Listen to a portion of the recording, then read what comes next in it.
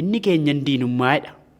Efesoon boqonnaa 2:14 gidduudhaa fuudhee qooda lamaanuu keessaa dhandha Waaqayyotti mul'attu tokko baaseetu Waaqayyoon namoota gidduutti nagaa buuseedha. Haleluuyaa. Kanaaf Kiristoos sababii nuyi ittiin Waaqayyoon dura dhiyaannedha. Sababii nuyi ittiin fudhatamummaa acceptance fuula Waaqayyootti argannedha. Daqiiqaa gabaabaa Waaqayyo akka nutti dubbatuu fi daqiiqaa muraasa Waaqayyoon galateeffannaa yaada keenya keessatti. Abbaa, dur orma turre, dur diina kee turre, dur waan si gammachiisu tokko illee nu keessatti kan hojjetamu utuu hin ta'in du'oo turre. Ati garuu ilma kee du'atti kennitee immoo jireenya nuu kennuu jaallatte. Ilmi kee akka inni du'uuf gara biyya lafaatti duulchiftee qobaasaa jaalleewwan isaa hundumaadhaan na biraa deemaa jedhee tulluu salphinaa sanatti ofii mudaa utuu hin qabaatin mudaa kan keenya cubbuu kan keenya abaarsa kan keenya kanaaf jedhee du'a inni du'een salphina inni salphateen ulfina nurraan fudhatamne jireenya nurraan fudhatamne jireenya dhugaa waan nu laatteef abbaa ati dhugumaan gaarummaa si harkisu nu keessatti utuu hin argin jaalala agaappeedhaan akkasumatti harkisa jaalala keen gara keenya waan dhufteef ulfinni siif haa ta'u. Amma karaa jaalala kee nama taaneerra. Karaa jaalala kee ilmaan taaneerra. Haleluuyaa. Galanni siif haa ta'u. Hafuura qulqulluu Kiristoos giddu galeessa fayyina keenyaa, Kiristoos giddu galeessa waaqeffannaa keenyaa, Kiristoos giddu galeessa jireenya keenyaa isa ta'e akka nutti mul'iftu. Hojiif ajandaa biraaf hin dhufne ati. Waanuma inni barsiiseef waanuma inni hojjete hunda isa jiraataa katticha jiraataa kana nutti agarsiisuuf dhufte. Ammas gara Kiristoositti nu guddisi. Maaddiin kun maaddii ulfinaa, maaddii mootii Kiristoos keessatti nyaatamee jireenyi jijjiiramu. Qalbiin namaa, jireenyi namaa jijjiiramu akka ta'u. Ayyaana Waaqayyoo bara kakuu haaraa, bara waltajjii ayyaanaa, bara araaraa kana keessa waan jirruuf maqaa Yesuusiin Kiristoos isa ittiin dubbattu nutti mul'isi. Kiristoos hima ijoo Waaqayyoo isa ta'e. Dubbii Waaqayyoo Waaqarraa kabaju. Dubbii bu'a qabeessa. Kiristoos isa jireenya ta'e kana nutti dubbadhu. Maqaa Yesuus Kiristoosiin kana waan gootuuf ulfaadhu. Nu gidduutti maaddiin kun siin kan kabajuuf namatti dhiyaate hundaaf ulfina akka ta'u. Ayyaanni safara malee nuuf baay'ata. Ayyaanni irraa hafaan nuuf baay'ata. Kana waan gooteef ulfaadhu. Maqaa Yesuus Kiristoosiin ameen. Tole. Gabaabaatti sagalee Waaqayyoo mata duree Kiristoos hoolicha Faasikaa jedhu irratti dubbadha. Sababiin isaa sagantaan jalqaba waan ta'eef Faasikaa ayyaaneffannee jalqabna. Akka afaan macaafa qulqulluutti gara sagalee Waaqayyoo dhugaatti gaafa dhufnu Faasikaan guyyaa kalandarii haaraadha. Kalandarii haaraa Waaqayyoo amantootaa fi warra isaa wajjin jiraataniif jalqabe jechuudha.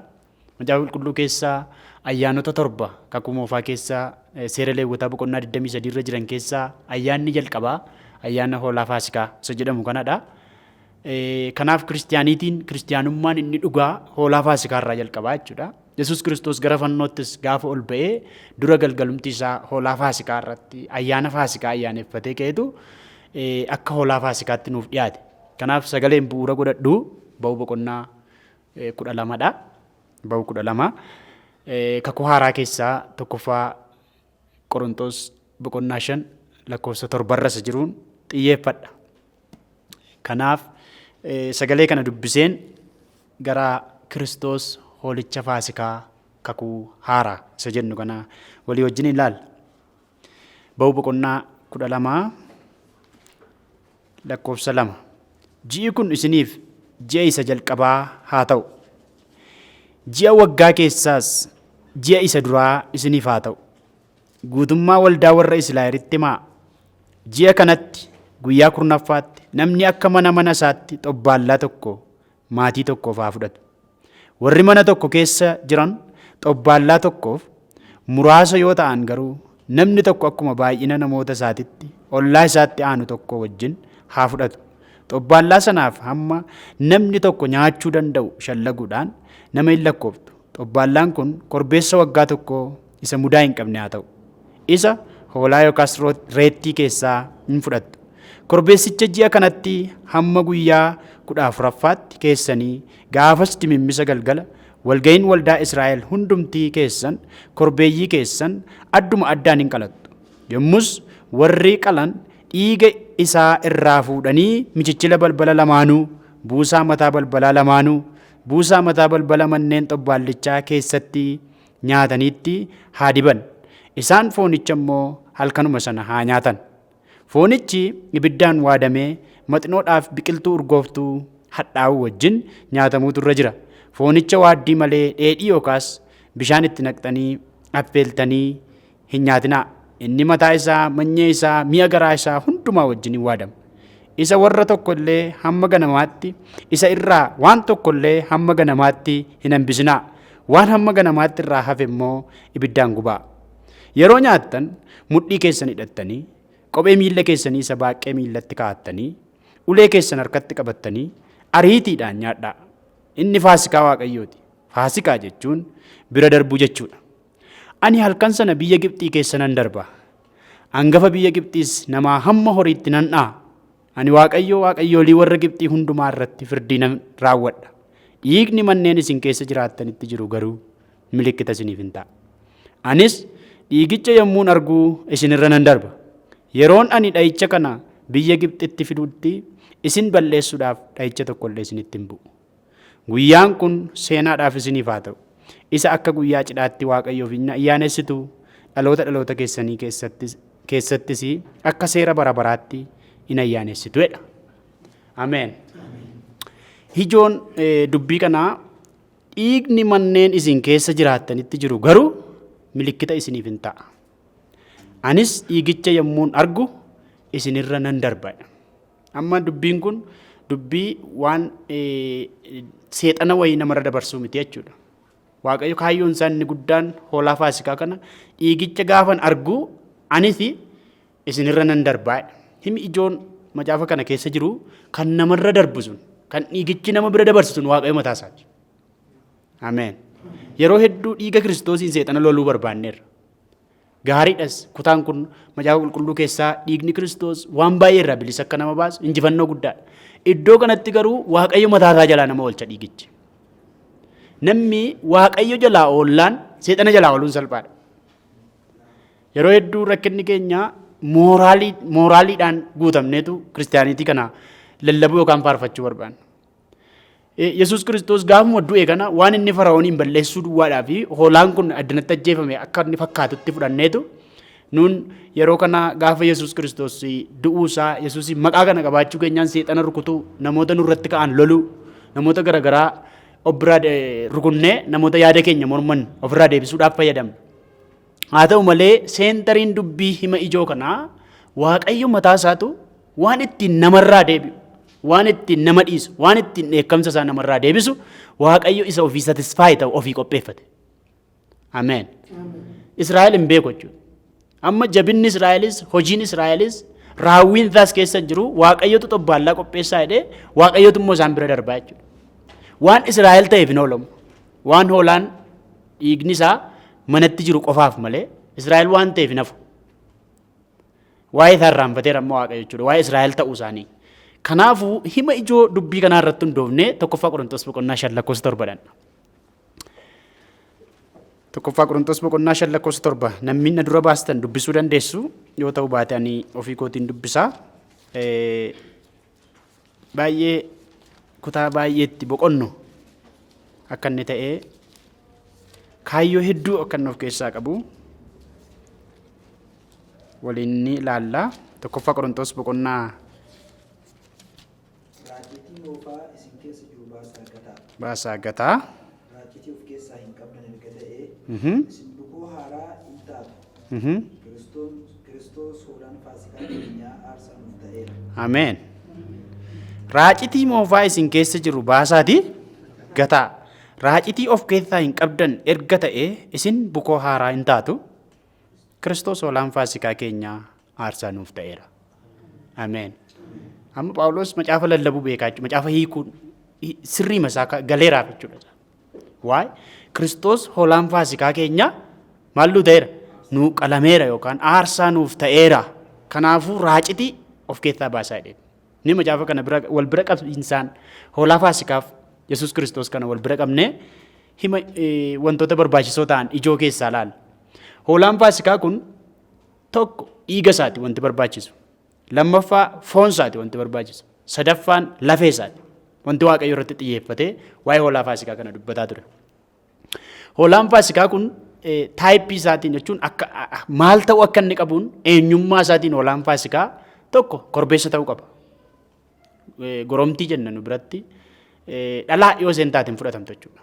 Korbeessa yoo ta'e duwwaadha. Hoolaan faasikaa jechuudha. Umuriin isaa immoo waggaa jalqabaa keessa kan jiru waggaa tokko ta'uu qaba. Ijoo kanatti hidhannee Phaawulos maaliif Kiristoos hoolaan faasikaa keenyaa nuuf qalameera jedhee dubbata. Akkamitti nu wajjinii wal fakkaata? Akkamitti Kiristoos hoolaa faasikaa ta'a? Waan jedhannee xiqqoodhaaf jechuudha.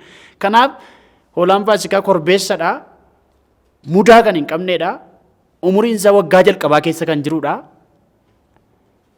Mana tokkoof tokko ta'ee dhiyaata. Hoolaa faasikaaf dhiigi isaa alatti dheekkamsa deebisaa. Foon isaa keessatti halkan guutuu nyaatama. Lafeen isaa immoo hin cabsamu. Lafeen isaa hin cabsamu. Ba'uu boqonnaa 12 lakkoofsa 46. Lafee isaa hin cabsinaa. Foon isaa nyaachuu dandeessu. Wanti tokko turraa nafine. Haa ta'uti halkan guutuudha immoo kan inni nyaatamu. Halkan guutuu taa'anii immoo nyaatan. Dhaabbatanii nyaatu.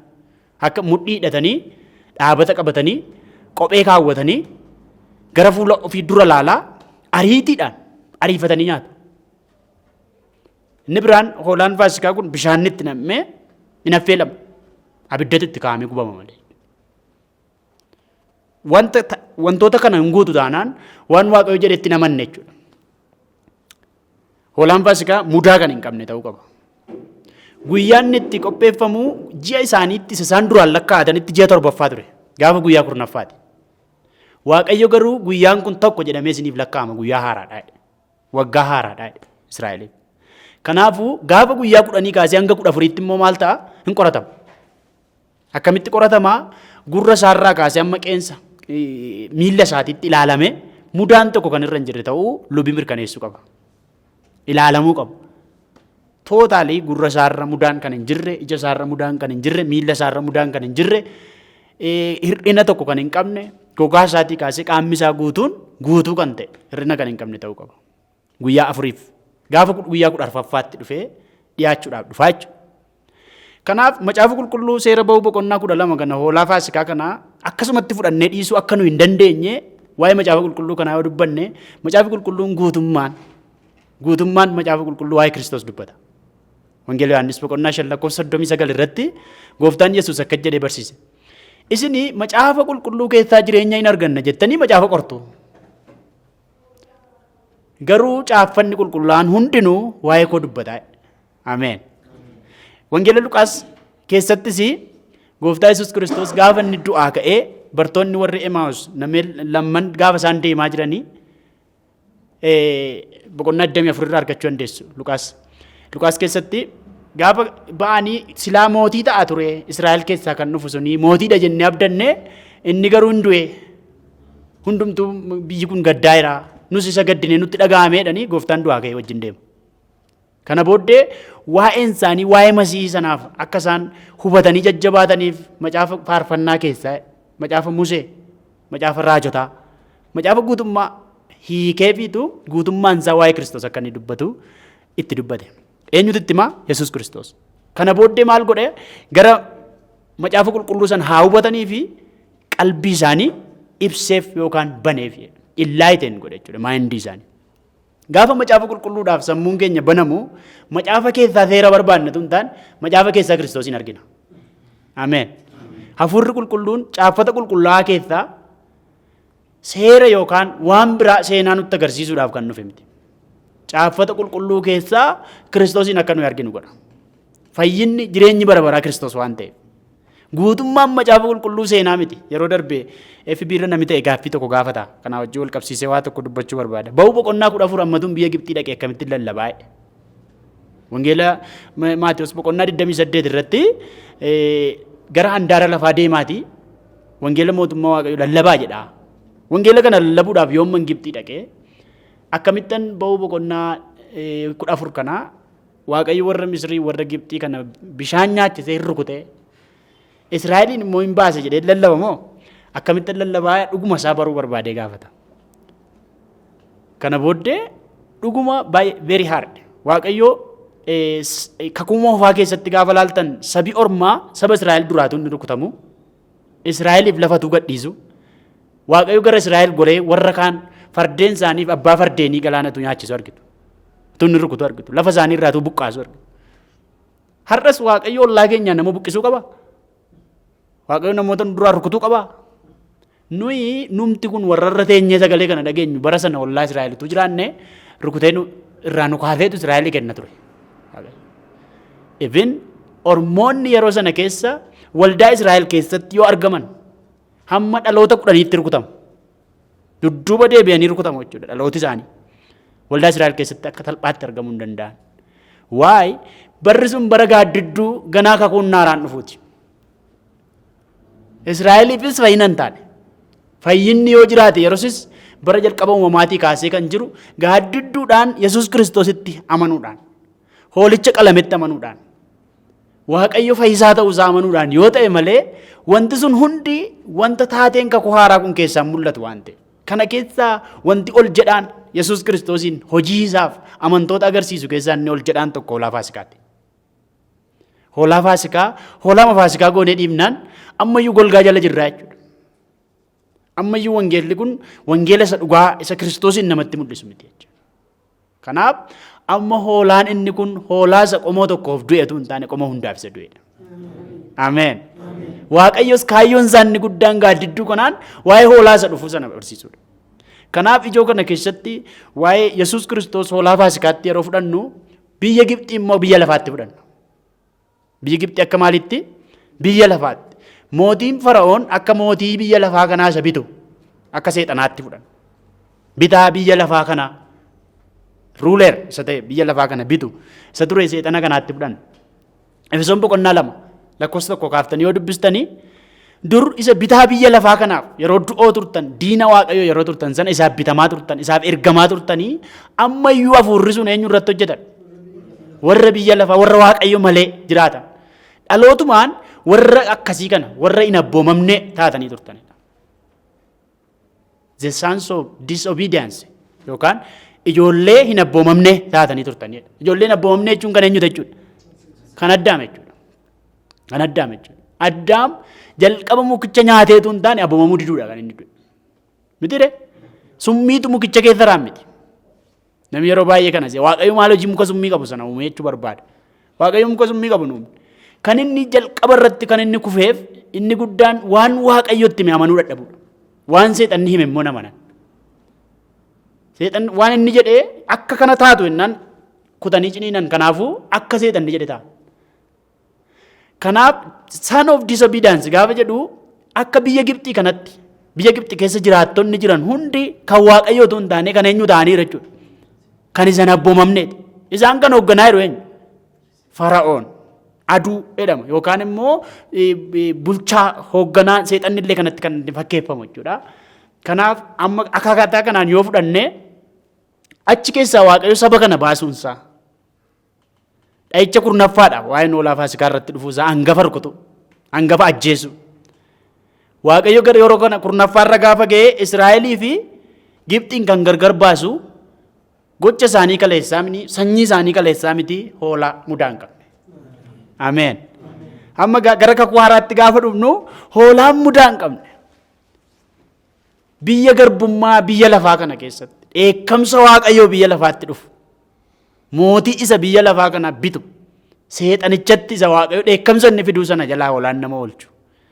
Hoolaan sanyii ilaallee nama oolchine. Mudaa kan hin qabne Yesuus Kiristoosidha. Ameen. Wanti nama ajaa'ibsiisu galgala sana Waaqayyo isaanirra darbee ollaa isaaniitti duunni dheekkamsi mana sana yoo galallee warri isarraa hafan halkan sana maaddii qabu. Soora qabu, nyaata qabu. Nyaata sana immoo foon hoolaa Faasikaa alatti waan taayippii biraa miti jechuudha. Dhiigi isaa alatti hafee dheekkamsa deebisu balbala isaanii irra dhaabbatee michichila isa gara olii, isa garasii garanaatti, isa lafaatti garuu hin dibamu. Eessadha?